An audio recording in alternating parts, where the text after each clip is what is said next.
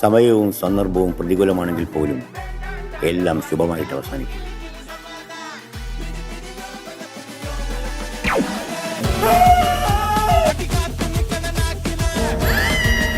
നീ എന്റെ അടുത്ത് കിടന്നു.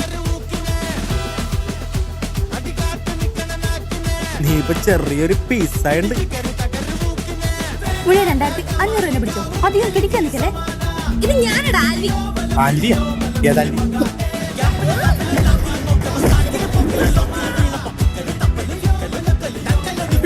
എന്തിനാടാ പോയത്?